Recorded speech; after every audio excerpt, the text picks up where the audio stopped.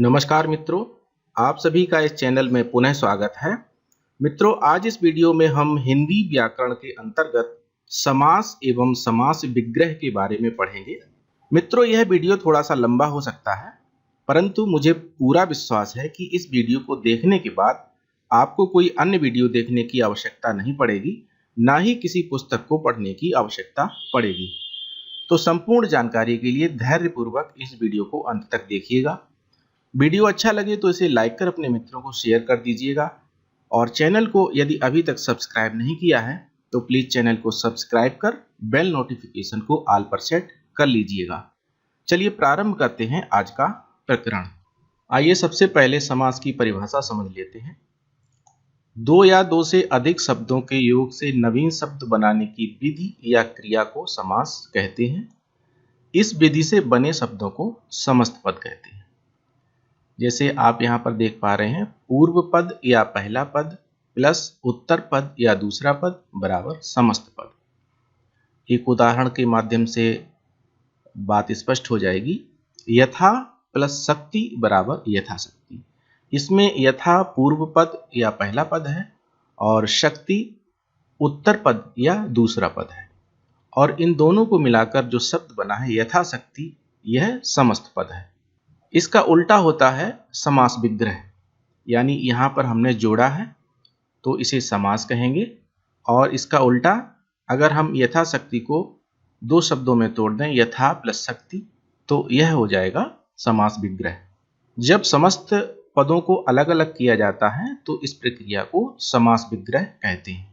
अर्थात समस्त पद बराबर पूर्व पद या पहला पद प्लस उत्तर पद या दूसरा पद। जैसे एक शब्द है प्रतिदिन, इसको अगर हम दो शब्दों में तोड़ेंगे तो यह हो जाएगा प्रति प्लस दिन। यहाँ पर प्रति पूर्व पद या पहला पद है और दिन उत्तर पद या दूसरा पद है। समास रचना में कभी पूर्व पद, कभी उत्तर पद और कभी दोनों ही पद प्रधान होते हैं। कभी कभी दोनों में से कोई भी पद प्रधान नहीं होता, बल्कि कोई अन्य पद प्रधान होता है। साथियों, प्रधान का मतलब है मुख्य पद। ये तालिका बनी हुई है, इसमें ये पूर्व पद या पहला पद लिखा हुआ है, ये वाला, और ये उत्तर पद या दूसरा पद लिखा हुआ है, यह समस्त पद लिखा हुआ है, और इसमें प्रधान पद क्या है वो इस कॉलम में लिखा हुआ है। जैसे देख लेते हैं, शिव प्लस भक्त बराबर शिव भक्त, ये समस्त पद बना शिव भक्त, इन दोनों शब्दों को मिलाकर, और इसमें पूर्व पद प्रधान है। ये जो हमने एलो से हाईलाइट कर रखा है शिव, यह प्रधान शब्द है, और ये जो भक्त है ये गौड़ शब्द है। शिव प्रधान है और भक्त गौड़ है। दूसरा उदाहरण देखते हैं, जेब प्लस खर्च बराबर जेब खर्च। इसमें ये जो खर्च शब्द है ये प्रधान शब्द है और जेब गौड़ शब्द है। तो यहाँ पर ये बाद वाला प्रधान है, तो इसीलिए यहाँ पर लिखा हुआ है उत्तर पद प्रधान। भाई प्लस बहन बराबर भाई बहन। इसमें साथियों दोनों पद प्रधान है। चौथा उदाहरण है, चतुः धन भुज बराबर चतुर्भुज। इसमें कोई भी शब्द प्रधान नहीं है, ना तो ये वाला चतु और ना ही ये भुज। ये दोनों ही प्रधान नहीं है, बल्कि चतुर्भुज से संकेत मिलता है विष्णु के लिए। विष्णु के लिए चतुर्भुज शब्द का प्रयोग किया जाता है, तो यहाँ पर अन्य पद है जो विष्णु, वो प्रधान है। अब समझते हैं समास के भेद। हिंदी में समास के 6 भेद होते हैं। ये यहाँ पर 6 भेद लिखे हुए हैं। पहला अव्ययी भाव समास, दूसरा तत्पुरुष समास, तीसरा द्विगु समास, चौथा द्वंद्व समास, पांचवा कर्मधारय समास और छठा बहुब्रीहि समास। आइए अब एक एक कर इनके बारे में विस्तार से जानते हैं। पहला है अव्ययी भाव समास। इस समास में पहला पद अव्यय होता है और यही पद प्रधान होता है, द्वितीय पद गौड़ होता है। उदाहरण के लिए, जैसे भरपेट शब्द है, इसको अगर हम विग्रह करेंगे तो पहला बनेगा ये भर प्लस पेट। यहाँ पर ये भर पूर्व पद है और उत्तर पद है पेट। इसमें प्रधान पहला है। भरपेट का अगर शाब्दिक अर्थ देखा जाए तो क्या है, पेट भरकर। तो इस भरपेट शब्द में अव्ययी भाव समास है, क्योंकि यहाँ पर पहला पद प्रधान है। इसी प्रकार यथा योग्य बराबर यथा प्लस योग्य, अर्थात योग्यता अनुसार। यहाँ भी पहला पद प्रधान है, तो यथा योग्य में अव्ययी भाव समास है। प्रतिदिन, प्रतिदिन बराबर प्रति प्लस दिन अर्थात हर दिन। यहाँ प्रति शब्द प्रधान है, इसलिए प्रतिदिन शब्द में भी अव्ययी भाव समास है। आजन्म, आजन्म बराबर आ प्लस जन्म। इसमें आ शब्द जो है वो अव्यय है, ये प्रथम पद है और यही प्रधान है। हिंदी में अर्थ देखें तो आजन्म का अर्थ हुआ जन्म भर या जन्म पर्यंत। तो आजन्म शब्द में अव्ययी भाव समास है। आजीवन बराबर आ प्लस जीवन अर्थात जीवन भर या जीवन पर्यंत। इसमें आ शब्द है, ये अव्यय है और ये प्रथम पद है, यही प्रधान है, इसलिए आजीवन शब्द में भी अव्ययी भाव समास है। इसी प्रकार आमरण, आ धन मरण अर्थात मरण तक या मरण पर्यंत। इसी प्रकार यथाशक्ति बराबर यथा प्लस शक्ति अर्थात शक्ति के अनुसार। यहां भी यथा शब्द प्रधान है, तो यथाशक्ति शब्द में भी अव्ययी भाव समास है। साथियों, इसमें आप ये जो शब्द दिए गए हैं इनको याद कर लीजिए। अधिकांश यही शब्द किसी समस्त पद के पहले जुड़े होते हैं और इन्हीं से आप अव्ययी भाव समास को पहचान सकते हैं। दूसरा समास है तत्पुरुष समास। इस समास में प्रथम पद गौड़ तथा द्वितीय पद प्रधान होता है। यहाँ पर द्वितीय पद प्रधान होता है। दोनों पदों के बीच कारक चिन्हों का लोप हो जाता है। कारक चिन्ह कुछ शब्द होते हैं, अभी हम लोग जानेंगे।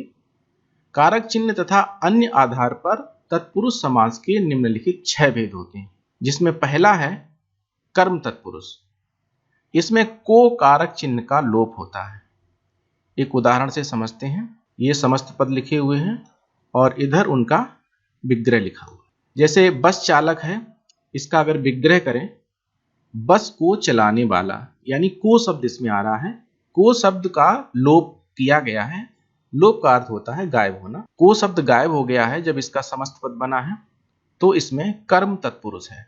गगन चुम्बी, गगन को चूमने वाला, यहां भी को शब्द का लोप किया गया है। स्वर्ग प्राप्त, स्वर्ग को प्राप्त, इसमें भी को शब्द का लोप किया गया है। माखन चोर, माखन को चुराने वाला, इसमें भी को शब्द का लोप किया गया है। तो इस प्रकार से इन सभी समस्त पदों में कर्म तत्पुरुष समास है। अगला है करण तत्पुरुष। इसमें से अथवा द्वारा कारक चिन्ह का लोप होता है। उदाहरण, इधर समस्त पद लिखे हुए हैं और इधर इनका विग्रह है। तो देखिए, मदांध, इसका जब विग्रह करेंगे मद से अंधा, यहां पर से शब्द का लोप किया गया है, तब ये मदांध बना है। रेखांकित, रेखा द्वारा अंकित, इसमें द्वारा शब्द का लोप किया गया है, तब रेखांकित शब्द बना है या रेखांकित समस्त पद बना है। हस्तलिखित, हाथ से लिखित, इसमें भी से शब्द का लोप किया गया है, तब समस्त पद हस्तलिखित बना है। कष्ट साध्य, कष्ट से साध्य, इसमें भी से शब्द का लोप किया गया है। तो परिभाषा हमारी कहती है कि से अथवा द्वारा जब इन कारक चिन्हों का लोप होता है तो वहां पर करण तत्पुरुष होता है। तो ये जो हमारे समस्त पद लिखे हुए हैं, इन सभी में करण तत्पुरुष समास है। अगला देखते हैं संप्रदान तत्पुरुष। इसमें के लिए कारक चिन्ह का लोप होता है। उदाहरण, इधर समस्त पद लिखे हुए हैं और इधर इनका विग्रह किया गया है। हथकड़ी, हाथ के लिए कड़ी, यहां पर के लिए शब्द का लोप किया गया है। परीक्षा भवन, परीक्षा के लिए भवन, यहां भी के लिए शब्द का लोप किया गया है। हवन सामग्री, हवन के लिए सामग्री, यहां भी के लिए शब्द का लोप किया गया है। सत्याग्रह, सत्य के लिए आग्रह, यहां भी के लिए शब्द का लोप किया गया है। तो साथियों, इन सभी में के लिए शब्द का लोप किया गया है और परिभाषा हमारी कहती है कि जब के लिए कारक चिन्ह का लोप होता है तो संप्रदान तत्पुरुष होता है। तो इस प्रकार से इन सभी समस्त पदों में संप्रदान तत्पुरुष समास है। अगला देखते हैं अपादान तत्पुरुष। इसमें से, ये से दूसरा वाला है, अलग होने का भाव, कारक चिन्ह का लोप होता है। देखिए थोड़ा सा इसमें अंतर है, आप देख लीजिए। ऊपर भी से शब्द आया था, ये करण तत्पुरुष में ये से शब्द आया था, लेकिन ये से उस से अलग है। इसमें क्या है कि से अथवा के द्वारा, यानी यहां पर से की जगह अगर हम के द्वारा लिखें तो यहां पर बिल्कुल फिट बैठेगा। जैसे हाथ से लिखित, तो यहाँ से की जगह अगर हम के द्वारा कर दें तब भी अर्थ सही निकलेगा, हाथ के द्वारा लिखित। तो ये से यहाँ पर के द्वारा के साथ में फिट बैठ रहा है। अब वहां देखते हैं, ये अपादान तत्पुरुष है, इसमें से अलग होने का भाव होता है। किस प्रकार से देख लेते हैं। इधर समस्त पद लिखे हुए हैं और इधर विग्रह लिखा हुआ है। पथ भ्रष्ट, पथ से भ्रष्ट। यहां पर अगर हम से की जगह के द्वारा शब्द का प्रयोग करें तो अर्थ नहीं निकलेगा। पथ के द्वारा भ्रष्ट, कोई अर्थ नहीं निकला। ऋण के द्वारा मुक्त, यहां भी कोई अर्थ नहीं निकला। इसलिए ये जो से है इसमें अलग होने का भाव है, इसका आप लोग ध्यान रखें और इसे अच्छी तरह से समझ लें। तो जब से शब्द का लोप होता है, कौन सा से, अलग होने के भाव वाला, इस कारक चिन्ह का जब लोप होता है तो अपादान तत्पुरुष समास होता है। इस प्रकार ये जितने भी आपके समस्त पद लिखे हुए हैं ये वाले, इनमें अपादान तत्पुरुष है। अगला है संबंध तत्पुरुष। इसमें का, की, के, रा, री, रे कारक चिन्ह का लोप हो जाता है। इधर आपके समस्त पद लिखे हुए हैं और इधर उनका विग्रह किया गया है। घुड़ दौड़, घोड़ों की दौड़, की शब्द का लोप किया गया है। पूंजीपति, पूंजी का पति, का शब्द का लोप किया गया है। गृह स्वामी, गृह का स्वामी, यहां भी का शब्द का लोप किया गया है। प्रजापति, प्रजा का पति, यहां भी का शब्द का लोप किया गया है। तो परिभाषा हमारी कहती है जब का, की, के और रा, री, रे कारक चिन्ह का लोप होता है तो उन समस्त पदों में संबंध तत्पुरुष समास होता है। अगला देखते हैं अधिकरण तत्पुरुष। इसमें में पर कारक चिन्ह का लोप हो जाता है। उदाहरण के लिए समस्त पद लिखे हुए हैं इधर ये, और इनका विग्रह इधर किया गया है। शरणागत, शरण में आगत, में शब्द का लोप किया गया है। आत्मविश्वास, आत्मा पर विश्वास, यहां पर शब्द का लोप किया गया है। जलमग्न, जल में मग्न, में शब्द का लोप किया गया है। नीति निपुण, नीति में निपुण। तो परिभाषा यह कहती है कि जहां भी में या पर कारक चिन्ह का लोप किया जाए उन सभी समस्त पदों में अधिकरण तत्पुरुष समास होता है। अगला समास है द्विगु समास। इस समास का पहला पद संख्यावाचक विशेषण होता है और दूसरा पद उसका विशेष्य होता है। पहला पद क्या है? संख्यावाचक विशेषण होता है और दूसरा पद उसका विशेष्य होता है। उदाहरण की सहायता से समझ लेते हैं। इधर समस्त पद लिखे हुए हैं और इधर इनका विग्रह लिखा हुआ है। चौराहा, चार राहों का समूह। इसमें जो चार शब्द है ये संख्यावाचक विशेषण है। त्रिभुवन, तीन भुवनों का समूह, तीन शब्द संख्यावाचक है। नवग्रह, नौ ग्रहों का समूह, इसमें नौ संख्यावाचक विशेषण है। त्रिवेणी, तीन वेणियों का समूह, इसमें तीन संख्यावाचक विशेषण है। तो परिभाषा हमारी कहती है कि पहला पद संख्यावाचक विशेषण हो और दूसरा पद उसका विशेष्य हो तो वहां पर द्विगु समास होता है। इस प्रकार से इन सभी समस्त पदों में द्विगु समास है। अगला समास है द्वंद्व समास। इस समास में दोनों पद प्रधान होते हैं। दोनों शब्दों के बीच और, तथा, या, अथवा, एवं आदि शब्दों का लोप होता है एवं डैश लगा होता है। तो उदाहरण से समझ लेते हैं इसे। इधर आपके समस्त पद लिखे हुए हैं और इधर विग्रह किया गया है। आय व्यय, आय और व्यय और शब्द का लोप हुआ है। माता पिता, माता और पिता तथा शब्द का लोप हुआ है। भीम अर्जुन, भीम और अर्जुन और शब्द का लोप हुआ है। अन्न जल, अन्न एवं जल एवं शब्द का लोप हुआ है। इसमें दोनों पद ही प्रधान होते हैं। तो इसको याद रखने का एक तरीका और है कि जब दोनों पद प्रधान होते हैं कोई पद किसी से कम नहीं होता। तो जब कोई किसी से कम नहीं होता है तो वहां क्या होता है? वहां द्वंद्व युद्ध होता है। लेकिन यहां पर युद्ध नहीं, यहां पर हम लोग समास पढ़ रहे हैं। तो ऐसे समस्त पदों में जहां पर दोनों पद प्रधान होते हैं वहां पर द्वंद्व समास होता है। अब देखते हैं अगला कर्मधारय समास।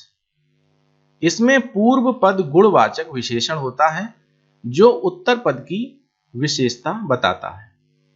जो पहला पद होगा वो गुणवाचक विशेषण होगा और जो बाद वाले पद की विशेषता बताएगा। उदाहरण से समझते हैं। ये आपके रहे समस्त पद और इधर उनका विग्रह रहा। महात्मा, इसका विग्रह हुआ महान है जो आत्मा। तो इसमें महान शब्द क्या है?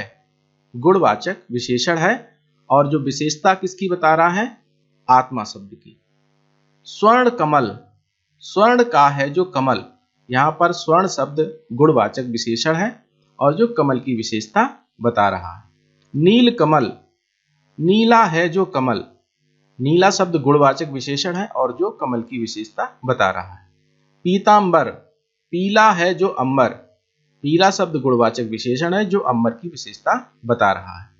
तो परिभाषा के अनुसार जब पहला पद या पूर्व पद गुणवाचक विशेषण हो जो उत्तर पद की विशेषता बताए, तो ऐसे समस्त पदों में कर्मधारय समास होता है। कर्मधारय समास की एक स्थिति और भी बताई गई है, ये देखिए लिखा हुआ है, पूर्व पद तथा उत्तर पद में उपमेय उपमान संबंध होने पर भी कर्मधारय समास होता है। उदाहरण, उपमेय उपमान का अर्थ होता है कि जब दो वस्तुओं की तुलना की जाए, दो व्यक्तियों की तुलना की जाए, तो वहां पर एक उपमेय होता है और एक उपमान होता है। उपमान कौन सा होता है? जिससे तुलना की जाए, और उपमेय कौन सा होता है?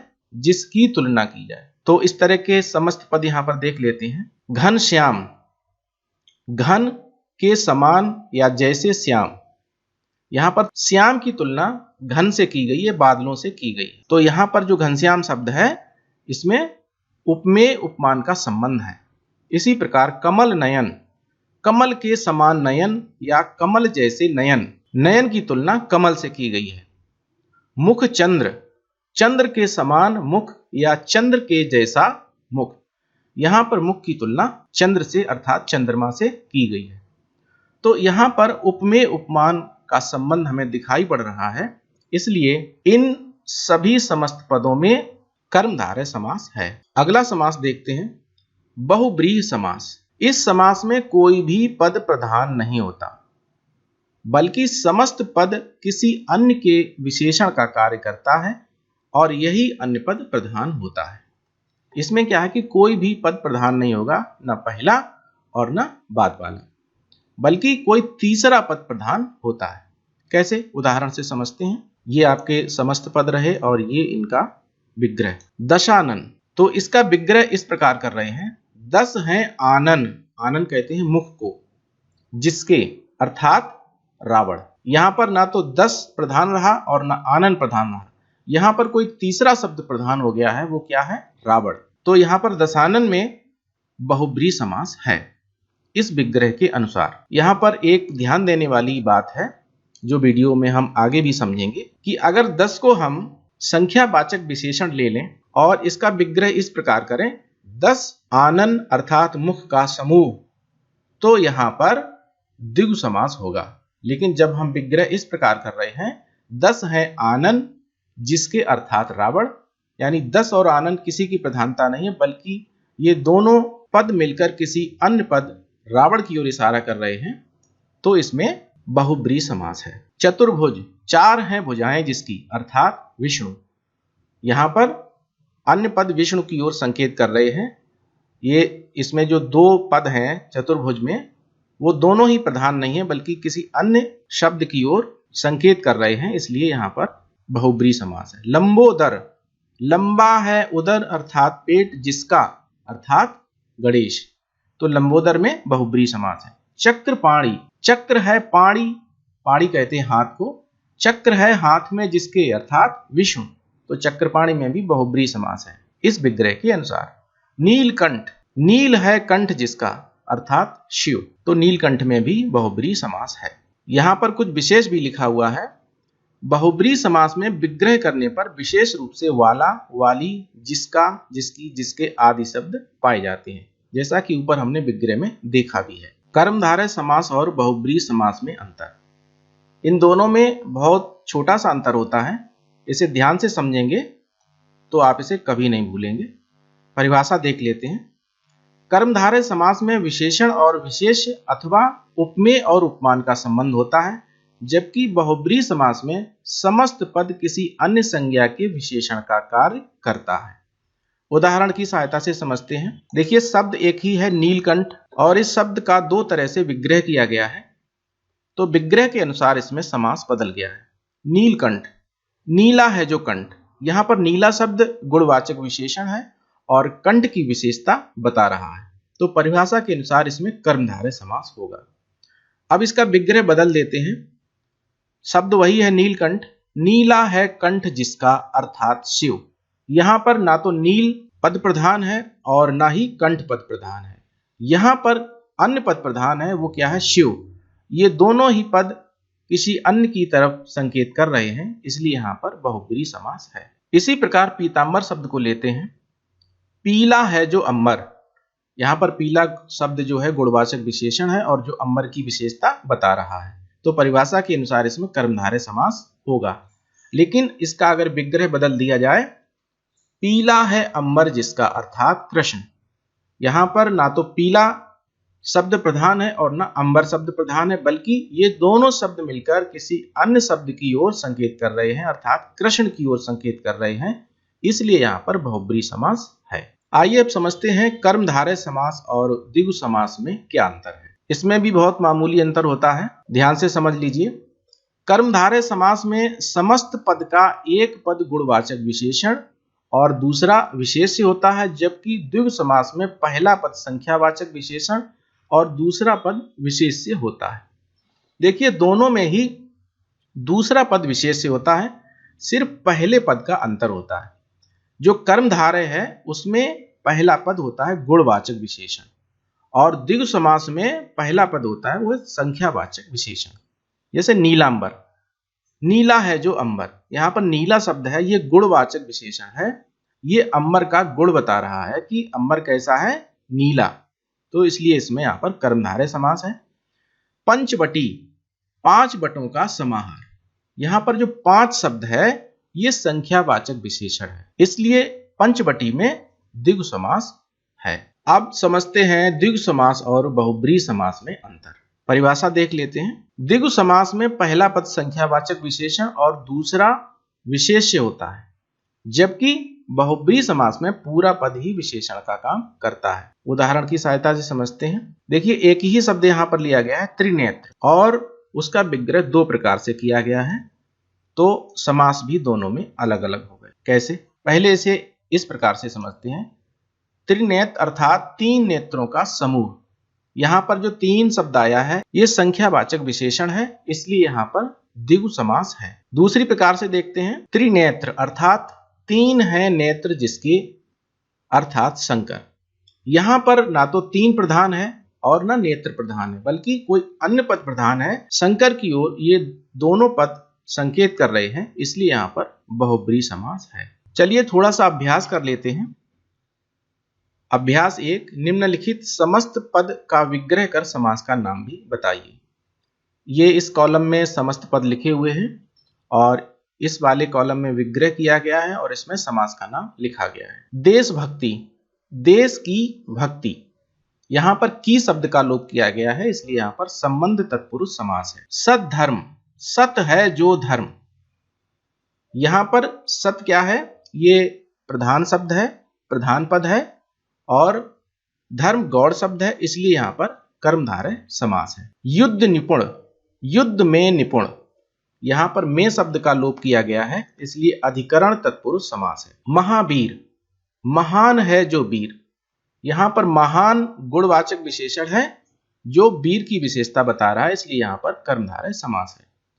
पुस्तकालय, पुस्तकों का आलय। यहां पर का शब्द का लोप किया गया है, इसलिए यहां पर संबंध तत्पुरुष समास है। नील गगन, नीला है जो गगन। यहां पर नीला गुणवाचक विशेषण है जो गगन की विशेषता बता रहा है, इसलिए यहां पर कर्मधारय समास है। घुड़सवार, घोड़े पर सवार। पर शब्द का लोप किया गया है, इसलिए अधिकरण तत्पुरुष समास है। नील गाय, नीली है जो गाय। यहां पर नीली शब्द है वो गुणवाचक विशेषण है जो गाय की विशेषता बता रहा है, इसलिए यहां पर कर्मधारय समास है। सिर दर्द, सिर में दर्द।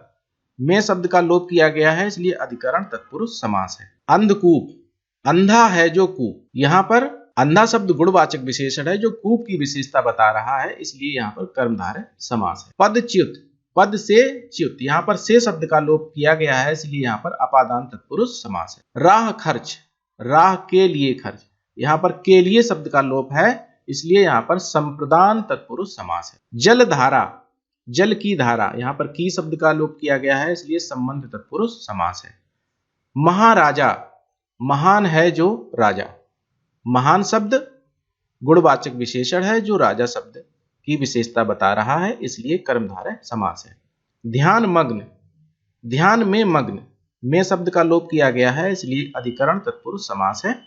ग्रंथ रत्न, ग्रंथ रूपी रत्न, देखिए यहाँ पर उपमेय और उपमान का संबंध है, ग्रंथ और रत्न की तुलना की गई है इसलिए कर्मधारय समास है। आराम कुर्सी, आराम के लिए कुर्सी, के लिए शब्द का लोप किया गया है इसलिए यहाँ पर संप्रदान तत्पुरुष समास है।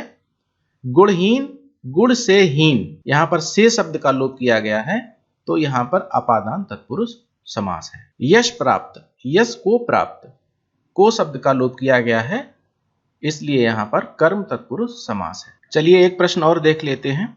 अभ्यास 2, निम्नलिखित का समस्त पद बनाकर समास का नाम लिखिए। यहाँ पर विग्रह आपको दिया गया है, समस्त पद आपको बनाना है और उस समस्त पद में जो भी समास है उसका आपको नाम लिखना है। तो देखते हैं। लोक में प्रिय, इसका समस्त पद होगा लोकप्रिय और यहाँ पर हमने में शब्द का लोप किया है इसलिए यहाँ पर अधिकरण तत्पुरुष समास है।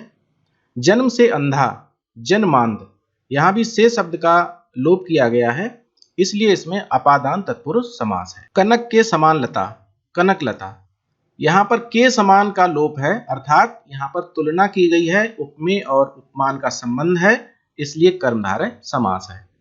हस्त से लिखित, हस्तलिखित, यहाँ पर से शब्द का लोप किया गया है। ये से कौन सा है, इसे हम के द्वारा से अगर रिप्लेस करें तो क्या होगा, हस्त के द्वारा लिखित, अर्थात ये करण तत्पुरुष समास के अंतर्गत आएगा। तो साथियों यह थी समास के संबंध में जानकारी। आशा करता हूं कि आपको यह वीडियो पसंद आया होगा। यदि यह वीडियो आपको अच्छा लगा हो तो इसे लाइक कर अपने मित्रों को शेयर कर दीजिए। चैनल को यदि अभी तक सब्सक्राइब नहीं किया है तो प्लीज चैनल को सब्सक्राइब कर बेल नोटिफिकेशन को ऑल पर सेट कर लीजिएगा। अब मिलता हूं आपसे अगले वीडियो में कुछ और नई जानकारी के साथ, तब तक के लिए अनुमति दीजिए। जय हिंद।